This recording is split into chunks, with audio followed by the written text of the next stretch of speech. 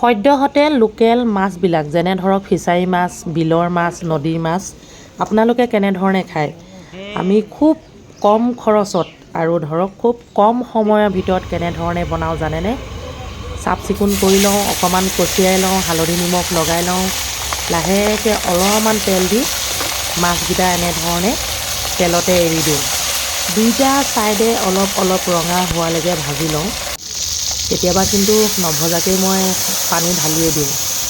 তাৰপৰা ইয়াতে এতিয়া মছলা সনা পানীখিনিও অকণমান দি দিলোঁ, মানে চিকটা মানুহটো। তাৰপৰা এয়া চাওক, বৈয়ামৰ পৰা উলিয়াই গোল নেমু আছিলে নিমখত ভৰাই থোৱা দি দিলোঁ। কেতিয়াবা নেমু টেঙা দিওঁ, কেতিয়াবা গাজ টেঙা দিওঁ, কেতিয়াবা টেঙেচি টেঙা দিওঁ, সোৱাদ অনুসৰি নিমখ দি দিওঁ।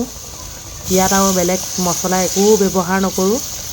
খুন্দনা এটাতে নহৰু দুফুটামান, আদা এটুকুৰামান খুন্দি লওঁ। খুন্দি পেলাই এনেধৰণে থেকেচি দি দিওঁ একদম। চব এনেকৈ দি দিওঁ আৰু। আজিতো মাছকেইটা অকণমান মানে কেমেৰা ধৰি থাকোঁতে বেছিয়ে ভাজ খাই গ'ল। ইমান ভাজ খাবলৈ নিদিওঁৱেই মই, মানে জ্বলি যাবলৈ নিদিওঁ আৰু। তাৰপৰা একদম ভমক এটা দি ভালকৈ উতলাই দিওঁ। উতলি গ'ল। এনেকুৱাতে আৰু এটা বস্তু যোগ কৰিম আৰু তাৰপৰা ডাইৰেক্ট একেবাৰে ভাতৰ কাঁহীতহে দিম আৰু। চাব দেই, এইয়া কেঁচা ধনিয়া এৰি দিলোঁ। কালাৰটো সলনি হৈ গ'ল, দেখিবলৈও ধুনীয়া লাগিছে। জোলকণ খাই বহুত ভাল লাগিব। ইয়াতে আকৌ ভাত পানী খাই পালোগৈ আমাৰ মানে মামা বুলি ক'ব লাগিব, আমাৰ খুৰী এগৰাকী মাক ঢুকালে। যিহেতু খুৰী মাক হয় আৰু লগতে ইয়াত আছে এতিয়া মামা মামী।